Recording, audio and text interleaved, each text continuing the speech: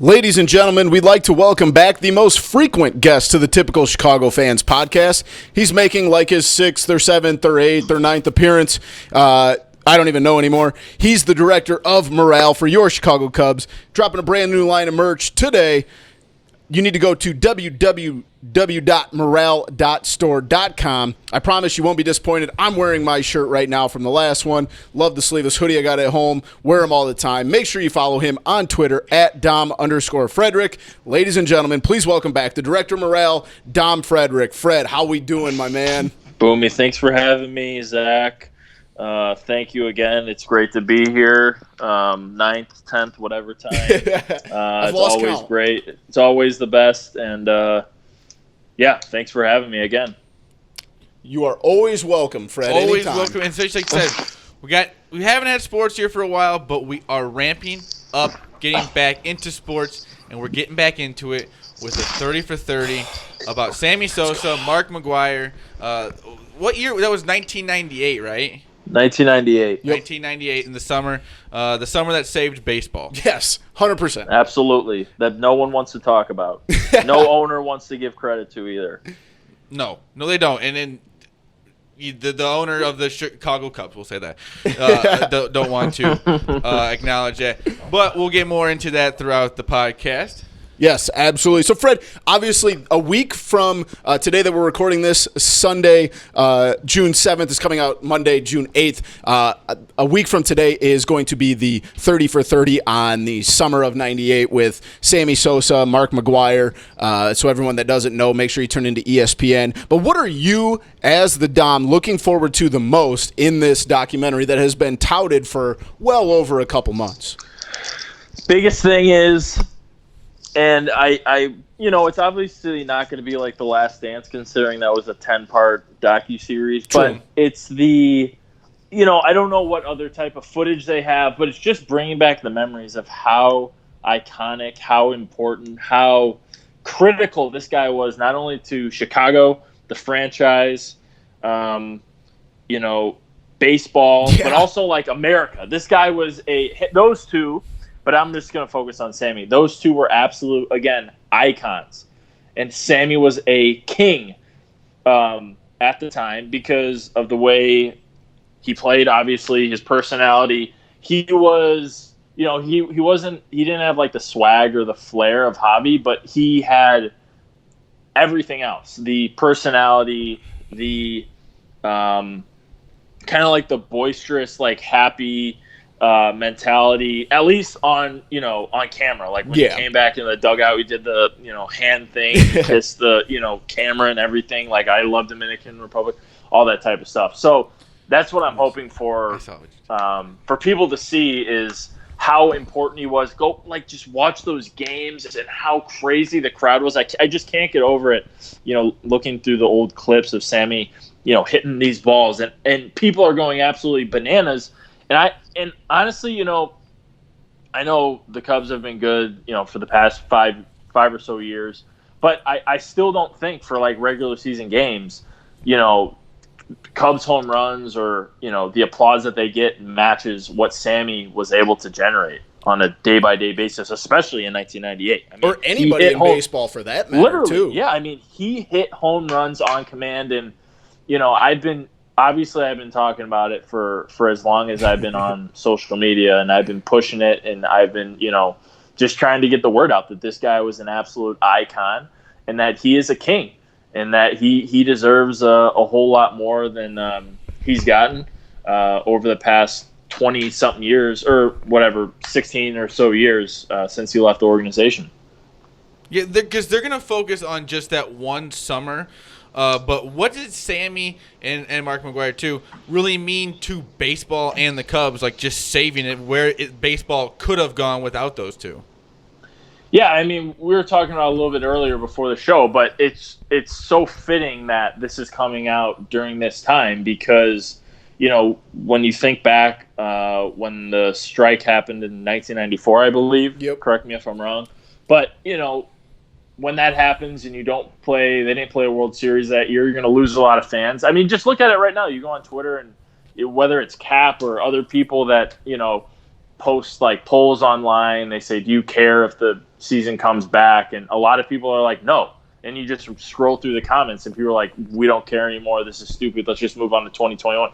I mean, that is terrible sign. And again, those could just be a bunch of Wilbons that are just, trying to like spam the comments. But it goes to show like if they don't play, then there is a, catastrophic effect to not playing games and to not having a World Series and things like that. So that's what the MLB was coming off of that at that time. And then you just have this massive home run chase. You have these two guys, and again, I'm just going to focus on Sammy. You have this guy that is a man from the Dominican Republic.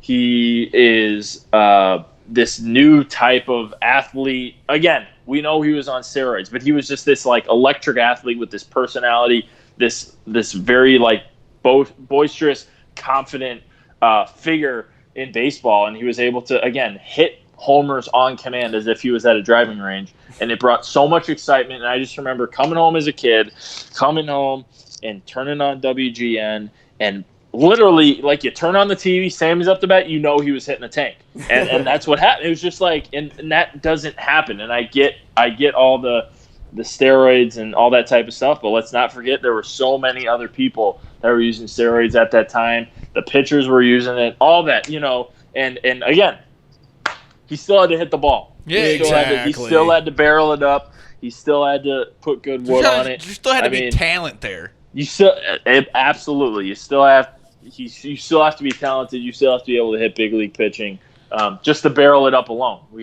Obviously it's incredibly hard just to hit the ball in the major leagues. So the fact that he was able to do what he did is absolutely spectacular. And again, I'm probably going to finish this sentence the whole entire interview. He's getting a raw deal. I'm going to finish that with every time after every question you ask. Print the shirts. Getting a raw deal.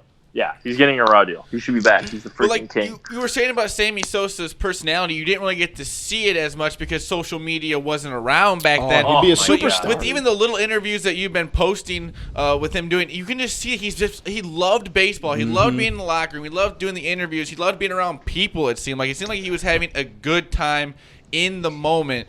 And it just kind of, like I said, it kind of sucks that maybe social media wasn't as big then. He would have bet you could have seen more of the personality. But people do forget that he had a great personality. Yeah, I mean, I'm not trying to make him out to be like a saint. That's not what it comes down to. Like, but the reality of it was he was exciting. He is what we all appreciate in Javi Baez. What we all appreciate in he had the love of the game. Yeah, I mean, these incredibly talented athletes with flair and athleticism, and they have this attitude and confidence about themselves. I mean, how many players had their own move besides like Ricky Henderson when they hit a home run? People talk about People talk about the bat flips now, and people getting like a hit for doing a bat flip. He kind of posed every single time he hit a home run. Yeah. Like, if you really think about it, and he got away with it.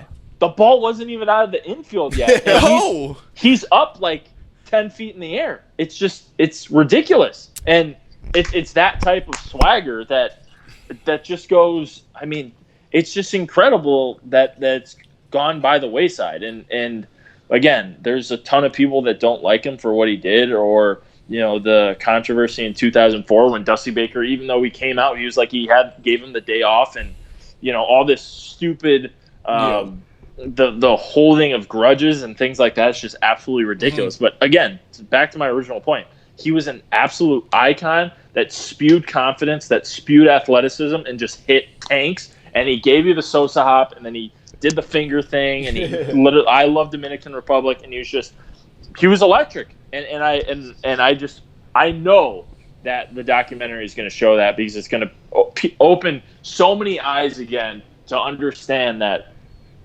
Sammy Sosa is the Chicago Cubs. Let's not get that wrong. I posted a video probably, I don't know, like 2 months ago, and I was driving east down Addison, and I'm just driving, and I was like, all of this, as you're driving east down Assen, you start to see the buildings pop up. Like, that doesn't exist. I understand Wrigley was there beforehand. I understand Wrigley was popular beforehand. But that does not, the essence, the, multitude of, like, bars and the atmosphere. Like, without Sammy, a lot of that isn't there. And I'll stand by that, because Sammy made Wrigley into a party, into a club, for lack of a better term. Just like this place you had to be, because of how electric he was and how good he was. People are still sitting out behind left field waiting for a home run ball just because of Sammy Sosa. Absolutely. You got 70-year-olds sitting in their lawn chairs. Yeah. Like, even now, behind a massive scoreboard, they're still sitting there waiting for a ball. Still could happen. I mean, Sammy put a ball, he hit a window across the street. He hit it over the street. He broke someone's window. But short of like Glen Allen Hill hitting on the top of the rooftop, it's like this guy did things that no one's ever done, and just to throw him away like he's a piece of trash is pretty sad. You made a great point and used a great word, Fred, icon. And that's the exact way that I look at it, is because when I was, I think, 98, I would have been like 7 or 8 years old. That was the first time I remember coming into really baseball, and like literally being in Little League and getting a base hit and Sammy hopping or scoring a run and doing the, kiss the chest, kiss the lips, point to the sky stuff. Like, that's the kind of stuff that guys like, I'm 29, Zach's 25. Like, that's the stuff we did at home. That's the stuff we did in Little League that, he was the face of the game for such a long time. And like you said, anytime he stepped up to the plate, there was a fair chance he was going to hit a ball, 500 feet. And I feel like a lot of that is just getting washed under the rug right now because they don't want to talk about it and don't want to face the backlash that maybe is the steroids. Do you think that this documentary is going to address any of that steroid stuff? You have to, right? Yeah, I mean, I think they will, but I also think if Mark and Sammy were going to agree to it, they're not going to, just be fresh meat for down. For these editors and publishers, just producers to, tear them down. I don't think that's going to happen. I hope like, I don't think this will be the case, but I hope they can just touch on like how much of baseball we're using steroids, just to kind of give like a glimpse of like the competition they were facing, how the playing field was evened out. Yeah, exactly. And and I think about this a lot. Like, no one wants to give Sammy credit for being he is the Cubs all-time home run leader, correct? Yeah, he is. Yeah. Yep. But like, what do we say? Yeah, absolutely. But what do we say about, and this isn't to the fault of like Cubs players or players now, but like, what do we say with like when the balls, over the past couple of years have been, juiced up? Yeah. And absolutely. they're playing against, they're hitting these balls and they're going crazy. So one's hitting 65. Or even looking back in like history and the dead ball era, like how is it fair to those guys who maybe led their team in hitting? Like, what would they have been like? It's not fair to look at to say like, what would those guys have been like today in a very live ball era? Yeah. And the crazy thing, and before all the, pandemic stuff happened, there is a team, the Astros, are going to, whenever the season starts, they are going to have a banner hung in their stadium that they were the 2017 World Series and still have the trophy in their stadium. Yeah. And you can't have Sammy Sosa, who he cheated, but everyone else was cheating. He can't even get like, I know he's been like up on the scoreboard for like 5 seconds in between innings, like during a Cubs game, but he can't even get like a poster. He can't even get like they won't sell his jersey in the team store. Up a flag on the top of the stadium. I mean, going back to his number's not retired. I don't know. Blows my mind. I don't know. He can't even get anything. Just like, can you like something to show like Sammy's importance to the organization, and just the fact that these grudges are still being held, and honestly, no one knows what they're being held for. Like, is it the steroids? Is it the Dusty Baker 2004 thing? Is it like Sammy being a supposed like bad teammate at times, like during his tenure with the Cubs? Like, what is it? And to just hold the fans kind of hostage from their own memories is just like ridiculous. And honestly, it's not good business practice just to just throw like iconic people aside. I mean, no one's perfect here. I mean, we're baseball isn't like the court of law. It's a game. Yeah. And it's like, people should be able to celebrate. I mean, Sammy's not like a murderer or anything. He's whatever. He had some scuffles here and there, but like the guy is just a normal guy. He did what other people were doing in terms of cheating, and he was a great player. So I just don't understand why there isn't this there isn't any time where he can go out and throw the first pitch, where he can't sing the seventh inning stretch, where he can't. I mean, there's nothing, and it's I think sad. he needs a statue. I do The too. statue of Sammy Sosa's hop, that'd be so cool. He needs a statue right on the southeast corner of Wrigley Field, right where Ron Santo is and Billy Williams. And there's no reason why he shouldn't be there. I mean, it's crazy. And I just hope, again, that I know your question was about will they talk about the steroids. I just hope they continue to show his importance to the organization despite the steroids and despite the other stuff. That's still so convoluted. We don't know what grudges are being held by what people to show or to prove the point that he shouldn't come back to Wrigley Field. It's ridiculous. Yeah. Kind of going off that, do you think this will help the relationship between Sammy Sosa and the Chicago Cubs? Do you think it'll do anything for that?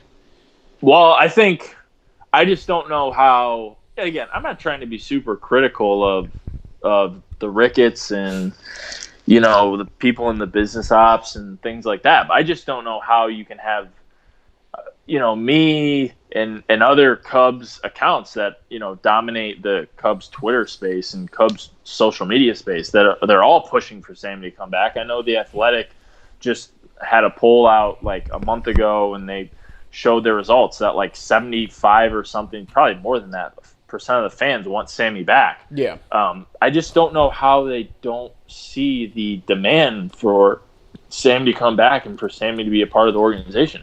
I mean, this has been 20 years. He served his time, for lack of a better term. He's been thrown out into the woods and say, you're there. We're not bringing you back. And I mean, this should be water under the bridge now. It's crazy that it's not. It's absolutely crazy with everything that's going on today.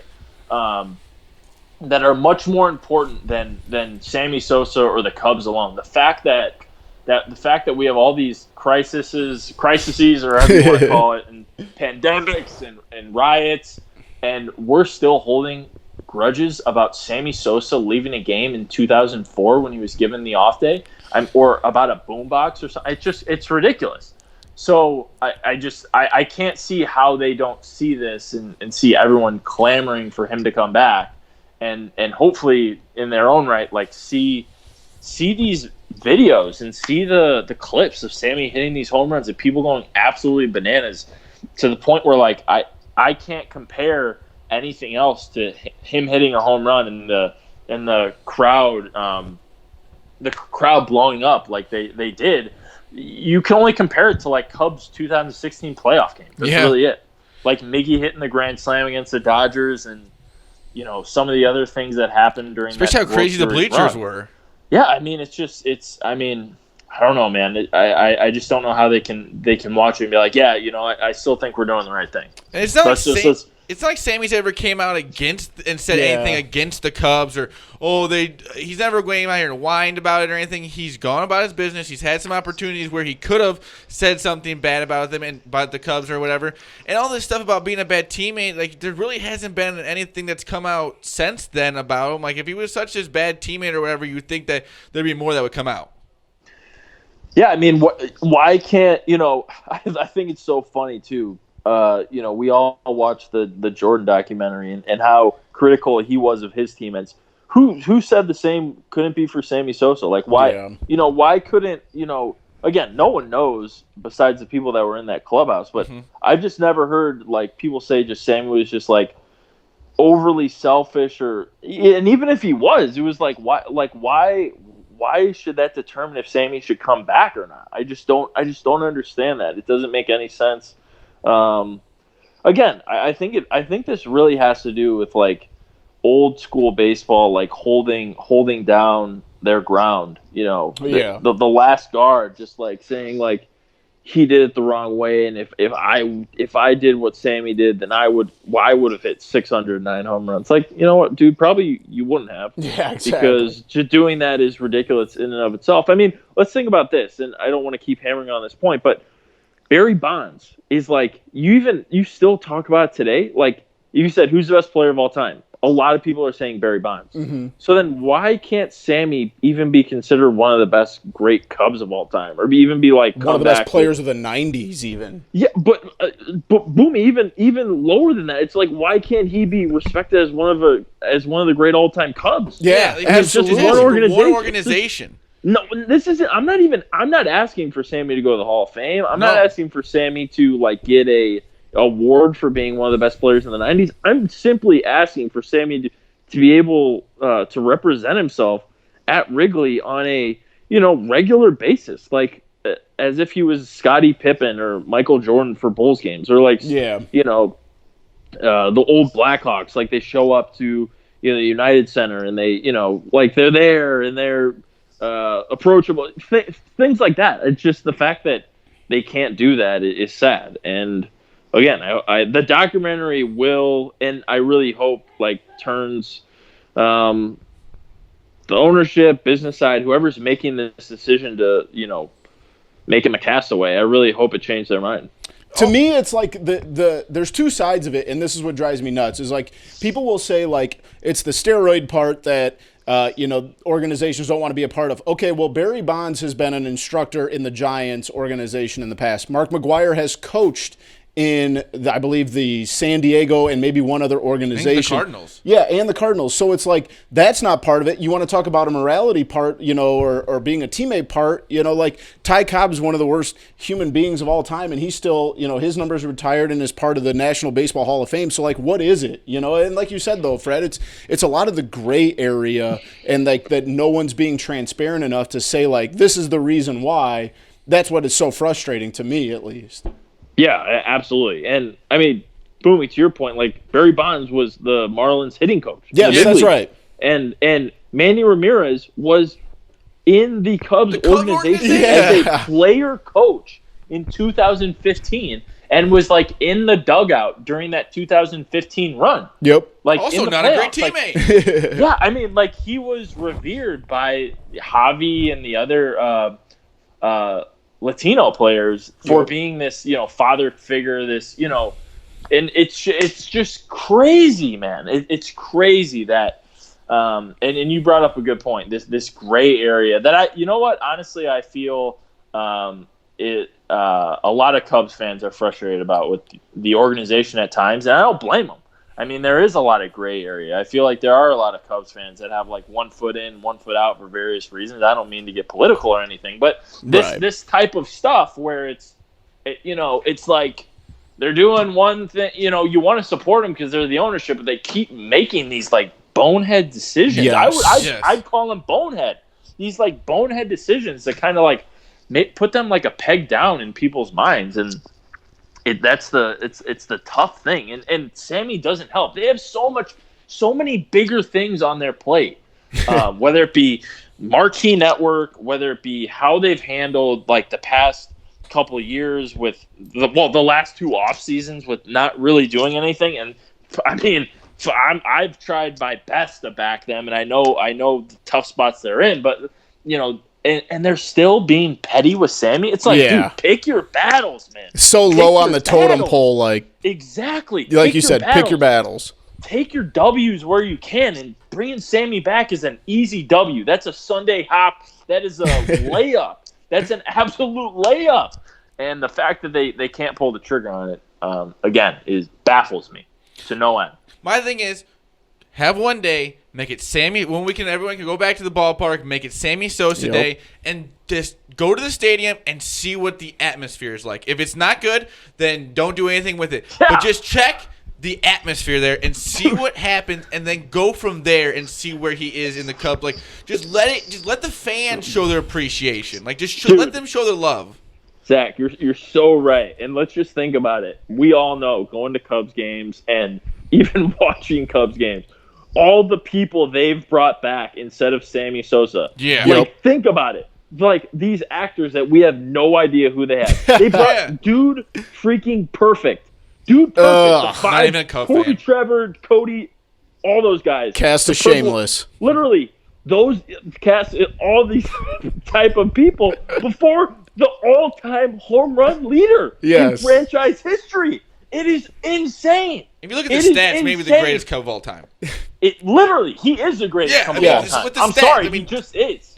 He just is. I mean, I'll argue that with anybody. He just is. People are gonna say, "Oh no, dude, he's a cheater. He's a this that." I'm like, no, he's the greatest Cub of all time. He faced players who cheated, pitchers who cheated, all this type of stuff, and he still was iconic. It doesn't mean I think he has to be in the Hall of Fame. I just want him to be considered as one of the best Cubs of all time. And the fact that we have the freaking guys from Dude Perfect coming in, throwing the first pitch, singing the 7th inning stretch. The Dude Perfect guys. Dude Perfect. Frauds. I just watched their documentary. Absolutely ridiculous. It's absolutely ridiculous that these people have been able to throw out the first pitch and sing the 7th inning stretch, and Sammy Sosa, the king, hasn't. He's been stuck in, I think he lives in like the Emerald Arabs or Arab, whatever you call him, in like the Middle East. He's like a businessman now. He's not even considered like a baseball player. He's an entrepreneur because you guys threw him literally to the wolves in the woods. And we have to Dude Perfect? Dude Perfect. Are you kidding me? That is so true. It is insane. Insane. Like I said, just honestly, one day. Dude, I feel like now that we're talking about it, I feel like I've gone too light without pumping Sammy up more. I've gone too soft. I should be going even harder. I should be going even harder because that's how crazy it is. Because are the Cubs going to tweet anything about this when it comes? Like, are they going to? When it comes Sunday? Yeah, come Sunday. Are they going to say anything? Other people that run like the big Cubs, we might as well just take over the Cubs account. Yes, I fully support that. Yes. You know, it's like if they don't, I mean, we saw how like the Bulls played along with the Last Dance and all that type. It was great. And it made what that whole documentary was. And obviously that thing will surpass whatever the Sammy thing is tenfold because of how, you know, in depth it was and all that type of stuff. But I don't want to say I highly doubt, but I don't think there's going to be this big push by anyone really in the organization to talk about, you know, Sammy in this documentary. This has been total grassroots, underground, blue collar. I mean, you got me who's, you know, just pushing it away with, you know, I have a following, but it's not this massive, you know, 2 million, you know, Twitter followers like the Cubs, 2-3 million Twitter followers like the Cubs have. I mean, this has been grassroots, like I said before, underground, blue collar, you know, just kind of like grinding your teeth, trying to get. And I feel, honestly, I don't want to say vindicated, but I feel like it's a blessing, the fact that we're getting this thing right now, because it's always like, I just feel like there's never like a good time to like, when do we like push to bring Sammy back? It's, you know, because it's like the Cubs games are going on, then it gets washed out with other stuff, and then it's just this cycle of like people just like in the background say, hey, we should bring Sammy back. Like, no, like now is the time to do it. Now is the time to start like, you know, mending fences with some people in your fan base and start bringing some good juju back and start doing some good things. You know what I mean? Like Make some smart decisions. And I don't think I've gone hard enough now that we've been talking about this. Dude Perfect. Well, if you really think about it. Exactly, man. Dude Perfect and the cast of Shameless get to throw out the first pitch. Now I'm pissed that Sammy has it. Now I'm even more pissed. Dude, I would love to go through like a Wikipedia page to see all the people that have thrown first pitches, and it's probably so much worse than it's Dude. Insane. The people have saying in the 7th inning stretch, like, or like some kid from like random suburb near Chicago that like participated in American Idol or something. I mean, half the people I don't even know who they are, and I don't even. And I'm not saying I'm like the most like culture or like pop culture versed or whatever you want to call it, but like it's just like crazy. I didn't even like Shameless. It's not. I don't even think it's that good. I would love just to see Harry Carey sing the 17 stretch every single time. I'm fine with that. I'm fine with that. Yeah, I'm fine with it too. I would be Or fine bring with back it Sammy too and do it if- every single time. let him do it. I would be. I'm cool with that too, Zach. But you have the icon. You have that Yes. king sitting out there in the woods by himself, literally in the middle of the Middle East, The having to United create his Arab own Emirates. entrepreneurial business, because he can't come back and watch the 7th-inning stretch. He can't even be considered like a baseball player anymore. It's ridiculous. Mr. 609. This would be The the perfect king. time. This would be Yeah, the you perfect nailed time. it, While man. this is all coming out, Dude, maybe the Cubs this kind is of what I'm mend some talking about. fences. This is what I'm talking about. And they're Zach. wasting it. It's a week away, and they've said nothing. Nothing. Nothing. It's crazy. That's why It's we're here. insane. We're here to spread the fight the word. good Insane. fight. I hope people are. I hope someone from the organization listens to this and I just. hope too. I do too. I mean, We've done our research. There's got to be at least one of them. It's not Crazy. mathematically proven, but we're just assuming. crazy. It is absolutely nuts. It's mind-boggling. It's crazy that they don't like. If you have all these smart people working in the organization, how do you not see the fan base loving this guy and loving what he used to, like the joy that he used to bring to Wrigley Field, and you're not going to just like at least try something? Dude, I am not trying to make this political at all, but they have done plenty of things that would piss a lot more people off and have brought Yeah. many more controversial people during this time that we're living in around the organization, or have engaged with or have a connection to much more controversial people than Sammy freaking Sosa. Yeah. They get. I just don't get how they can't see what they're missing out It's on. the lack don't of think they're- awareness that's very frustrating. Yes. Hey man, you know what? Like, I think sometimes when people are in these, they're in their suits and they got their corner offices and they kind of look up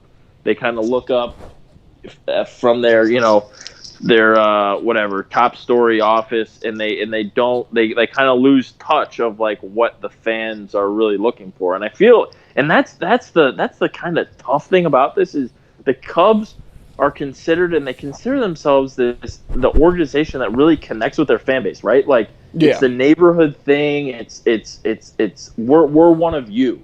You know what I'm saying? Like, we're one of you. Like, we want your voices to be heard. But if you really wanted that, then you would have, this whole time, you would have heard people say Sammy should be back instead of listening to the Rick Tellenders, the Michael Wilbons, the Paul Sullivans, the Gordon Whitman. Like, that's the people they're basing this off of. Yeah. These 60, 65-year-olds that have these grudges against Sammy Sosa because maybe he wasn't that nice to him one day back 25 years ago. That's the people we're listening to. And it's absolutely crazy that the old guard, like I said before, the old guard are making these like public opinions or kind of speaking for the fan base. It's crazy because if you really opened your eyes and paid attention to Twitter and paid attention to Instagram, social media, like the world we live in, right? 2020, you know what I mean? Crazy concept. I know what I'm talking about. It's crazy. You know what I mean? Like paying attention to Twitter, Instagram, social media, like crazy. I know. But if they did that, then they would totally see that the man was there and they could profit, mend fences, put all that stuff under the bridge and move forward in a positive way, and just selfishly, like, just get an easy W, just get an easy layup, Sunday hop, easy throw to first. Mail it in, right? It's easy, and they're holding out like for a really stupid reason, which no one really understands. And they're saying they're losing all this money. Sell some merch with Sammy Sosa. Sell some jerseys. It's crazy. I know, dude. Hey, man, if I could go sell Sosa 21 jerseys, if I could sell the Fila 21 baseball shirt with the cutoff over the abs like he's wearing a football practice jersey from the 90s, if I could sell one of those, dude, if I could sell one of those with Sammy Sosa on it, you know how electric that would be? Yeah. Be rolling in money, Fred. That would be right. Though I forget the fashion. Yeah, dude. I've been thinking about it like all week. Like Fila, if they came out again, this would be a very like regional thing. But if they came out with like Sammy Sosa Fila like shoes, kind of like the Griffies. I'd buy a pair right now. I'd literally wear them every day, and I hate wearing shoes. I like wearing flip flops during the summer. I'd be wearing them like in busting my ass like 95-degree heat, like wearing socks and shoes. That's what I would be doing. Every single Cubs game. I would wear them every single day. I'd wear get them 2 or 3 pairs. I'd wear them to work, and if my boss was like, "No, you can't," I'd be like, "Time for a new job." I'm sorry. I guess I'm at the wrong place. Yeah. Oh man, fucking icon, dude. Absolutely, Fred. Are we gonna get baseball this? Before we keep you any longer, are we gonna get baseball this year? It's driving me nuts, man. We talked about it a little bit earlier with the different polls. Are we gonna? I'm fiending for some baseball. I mean, listen. I don't want to sound insensitive to what's going on in the pandemic and all the other big issues that are happening, but the fact that Rosenthal came out, was it yesterday or today, and was like, yeah, the July 4th start date, yeah, that's not going to happen. It's just, it's sad. It's sad that, and I don't want to put this on the players, but I do think both sides are responsible. The owners are obviously much more responsible for what's going on, but just like everything they've done, every single thing they've done on both sides, again, not all the players, but Blake Snell coming out in like the middle of April and saying, I'm not playing for this unless I get mine, when 40 million people are unemployed and, literally small businesses are tanking. You're like, I'm not playing unless I get mine. Just like so dumb, so insensitive to all the people that have lost their jobs and are struggling and can't pay rent and can't pay their mortgage and all that type of stuff. So stupid. And then for the owners, when people like crunch the numbers and you're getting reports that if the games aren't played this year, or if they play 82 games, like the difference is like $11 million per team. It's absolutely crazy. And the fact that they can't see that if you don't play this year, or if you even play like a truncated season, like whatever, 48 games, like, yeah, it would be great to watch. Like, I'll take any baseball, but the fact it would just be like this, I don't know, this just kind of like charity season that the owners are like throwing to the fans instead of actually trying to work for the fans, for the players, for the game itself, to better the game, right? That's what the owners are there for. They're trying to, that's their product. Like, you want them to, you want the people who own it to take responsibility for what the game is, and the fact that they haven't done that and they haven't shown that they can do that is sad and crazy. So to go back to what you originally asked, I mean, I don't know, I feel like we hear something new every day. Like, you hear like, yeah, they're close, and no, they're not close, and yeah, so I think I'll take any baseball at this point. I will be disappointed if it's less than 82 games, or less than like 87, you know what I mean? Yeah, somewhere like around the 40, halfway point. If it's around 48 games, it's going to be bad, because the Nationals won 19 or 17 or 19 games through 50 last year. Exactly. So, and again, you wouldn't see who the best player was, and whoever's going to win the World Series, if there is a season this year, there's going to be this huge asterisk if it's like 50 games, and then it's just not good. You're continually depreciating your championship with what the Astros went through and won, cheated, all this type of stuff. Rob Manfred says the trophy's a piece of metal, and now you're just throwing this charity season out there for your team, for your teams, and whoever wins that, people are gonna say, oh, here we go, another fake championship, another fake trophy, just a piece of metal. And the fact that they can't see that, and the owners can't see that, and the importance of having a good, consistent product out on the field. Yes, you have to understand, as a business, as someone who runs a business, like, you have to understand you're going to take some L's at times. But public opinion and the people who supporting you can't do wrong by them.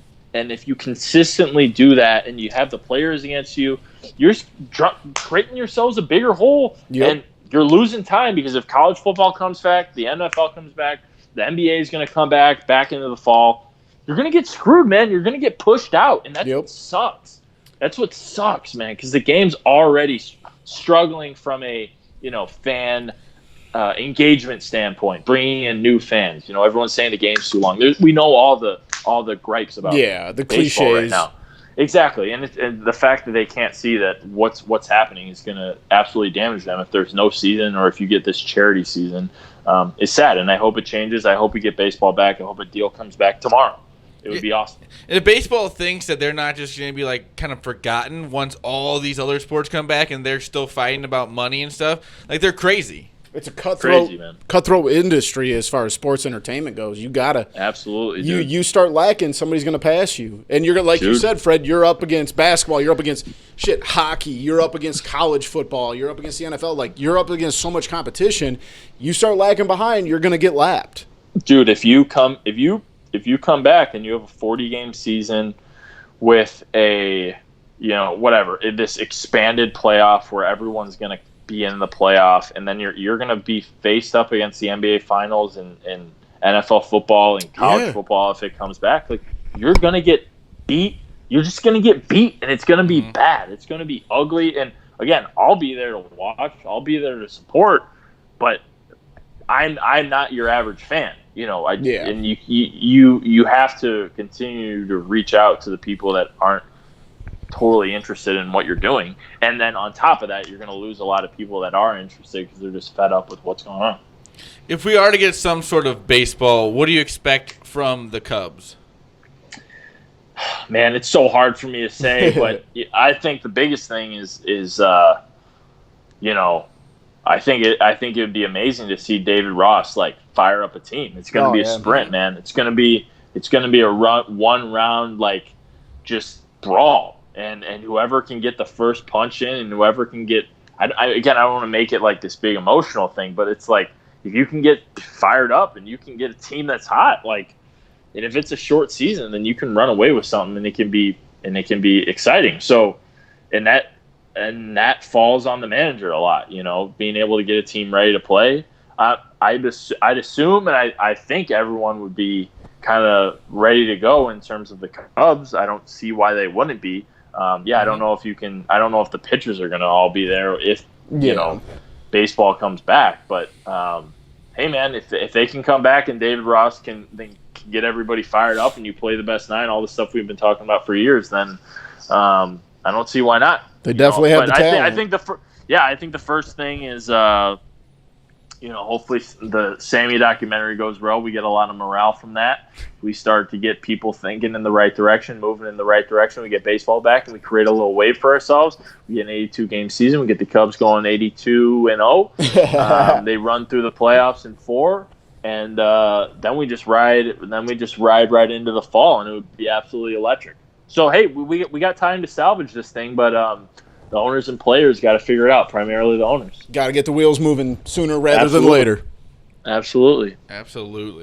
Well, Fred, thank you so much for joining us. Make sure you check out Fred on Twitter at Dom_Frederick. Some new merch dropping today. Fred, as always, man, we appreciate you dropping by and joining us. Thank you so much. Thank you, guys. It's always great to speak with you. Whenever you need me, you know how to reach me, and hopefully we can talk soon when baseball actually does come back. We'll have you back on. We'll have you back on next week. Yeah, after the Sammy documentary, let's do it. Absolutely. That's going to be electric. A little review of it. Absolutely. Well, thanks, Fred, for joining us. Thanks, guys. Awesome.